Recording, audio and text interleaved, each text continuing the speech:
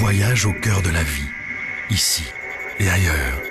Space, en partenariat avec l'Agence spatiale européenne.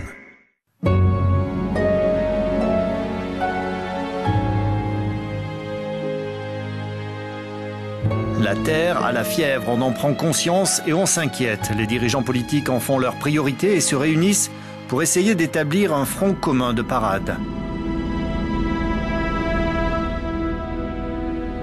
Un réchauffement climatique certes, mais que sait-on exactement de tout le processus de déclenchement? Suivons une expérience simple et très démonstrative.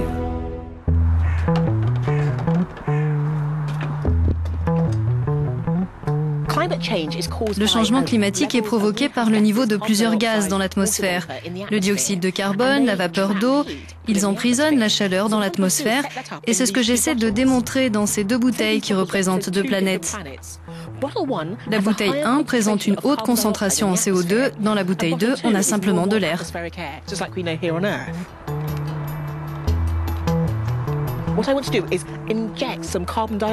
Et je veux injecter du CO2. Il est très facile de réaliser du dioxyde de carbone. Il suffit de prendre une bouteille de vinaigre et d'y ajouter de la levure. On obtient une réaction chimique qui dégage du dioxyde de carbone.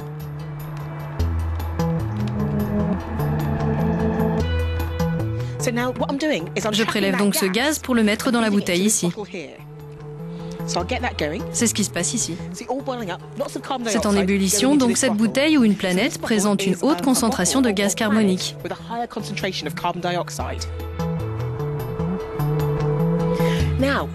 Maintenant, quand nous parlons de changement climatique, nous parlons de l'énergie qui vient du soleil et qui réchauffe ce gaz. Je veux contrôler cette source de chaleur. Ces deux lampes représentent le soleil. Ce que je veux démontrer, c'est que, alors que la température était au départ la même dans les deux bouteilles, au bout de quelques minutes d'exposition aux lampes, la température de celle où on a mis du CO2 sera beaucoup plus élevée. La preuve est flagrante. Quelques minutes suffisent pour établir une différence de température qui atteint les 3 degrés et c'est ainsi que, à grande échelle, notre planète se réchauffe. Guildford, à l'ouest de Londres, les couleurs vives de l'horloge séculaire brillent sous un soleil éclatant. C'est assez inattendu pour un mois de novembre dans cette région de l'Angleterre. Maggie Alderin-Pocock est astrophysicienne. Elle consacre aussi beaucoup de temps libre pour sensibiliser les jeunes générations sur le phénomène du changement climatique.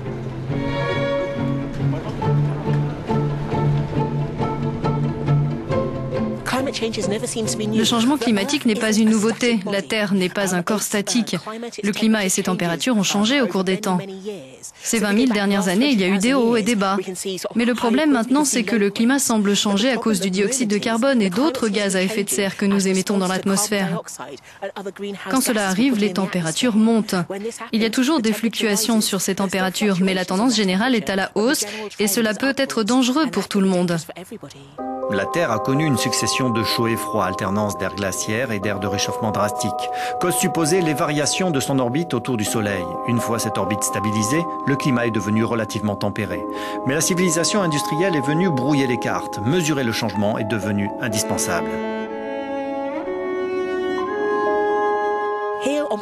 Ici, sur Terre, nous avons nos capteurs et nous faisons des relevés sur différents points du globe. Mais l'espace nous donne une vue globale. Nous voyons la planète dans son ensemble et nous pouvons faire des mesures sur le long terme. C'est ce dont nous avons besoin pour comprendre le changement climatique. Nous devons prendre en compte les différentes tendances et pour cela, l'espace, c'est l'idéal.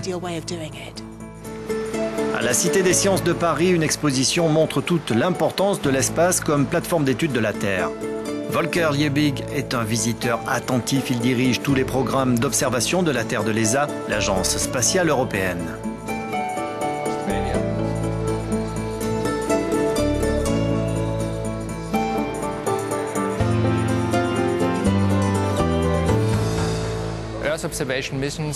Les missions d'observation de la Terre nous aident à connaître les enjeux, à donner à ceux qui doivent prendre des décisions des informations sur les tendances et à appliquer ces décisions. En 2002, l'ESA a mis sur orbite polaire à 800 km d'altitude Envisat, le plus gros satellite d'observation au monde. 5 tonnes de masse au décollage, équipé d'une batterie de 10 instruments d'observation. La récolte quotidienne de données qui touche tous les secteurs de notre environnement et de notre atmosphère est impressionnante, et ce n'est pas tout. Nous préparons une ligne de satellites scientifiques pour mieux comprendre ce qui se passe en suivant un standard et en donnant à tous les scientifiques du monde un accès à la base de données, ce qui est absolument nécessaire pour voir dans quelle direction va vraiment notre planète.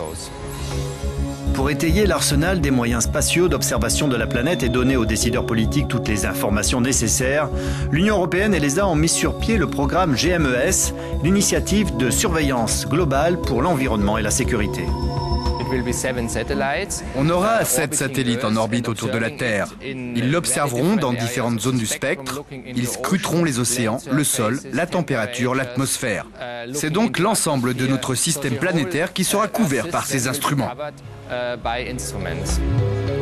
Dans ce contexte d'observation multidisciplinaire de la Terre, l'ESA a procédé en 2009 au lancement des missions comme Gotche, qui étudie le champ de gravité terrestre, ou encore SMOS pour étudier la salinité des océans et l'humidité des sols.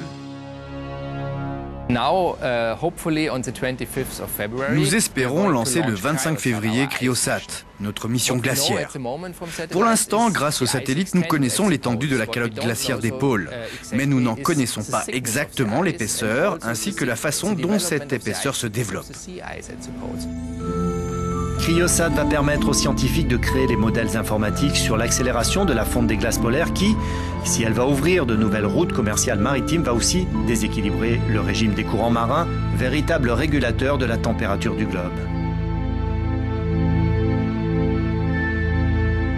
Les outils de mesure et de surveillance existent. Il ne manque plus que la prise de vraies décisions suivies des faits. C'est tout l'enjeu du COP15, le sommet sur le climat de Copenhague.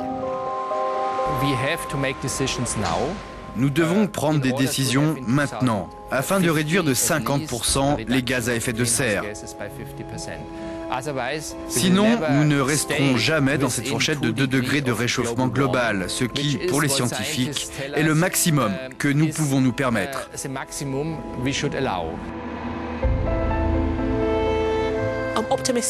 Je suis optimiste parce que quand on arrive à réunir les gens, alors cela peut faire la différence.